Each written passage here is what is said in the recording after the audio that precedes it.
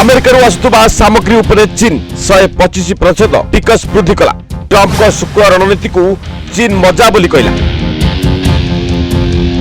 सी Jinping दक्षिण पूर्व Asia गस्तर जाउछंती। शुक्रवार दिन चीन अमेरिका को आमदानी होतिबा सामग्री उपरे 125% पर्यंत टिकस वृद्धि करछि। अमेरिका राष्ट्रपति डोनाल्ड ट्रंप को निष्पत्तिर जवाब रे ए पदक्षेप ने जायछि, जेउदरे से विश्वर द्वितीय बृहत्तम अर्थनीति उपरे अधिक टिकस लगाया विषय कहिथिले। तेबे ट्रंप को शुक्ल नीति को चीन मजा बोली कहिछि।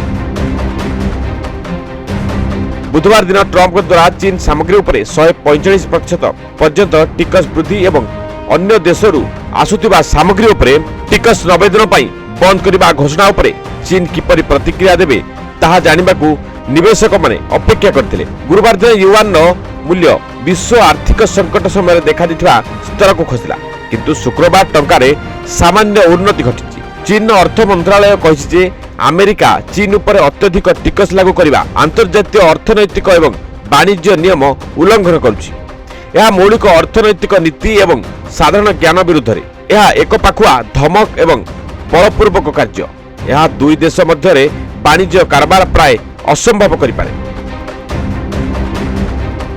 विशेषज्ञ माने कहछन जे जदि आमदानी शुल्क 35% रु अधिक वृद्धि पाए तेबे चीन रप्तानीकारी लाभ हराइबो। सेहिपरि अमेरिकीय सामग्री मध्य चीन ने बहुत महंगा होइछि।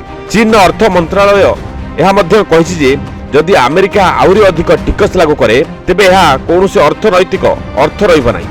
यह विश्व अर्थनीतिर इतिहास रे एक परिहास भाबे मन रहिबो। मंत्रालय यह मध्य कहिछि जे जदि अमेरिका टिकस सहित संख्या खेल खेलिबा जारी रखे तेबे चीन कोनोसी प्रतिक्रिया देब नाही। तथापि चीन यह मध्य कहिछि जे यह अन्य उपाय रे जवाब दे परिबो एवं शेष पर्यंत अमेरिका सहित लड़िबो। Bureau report news 95 India.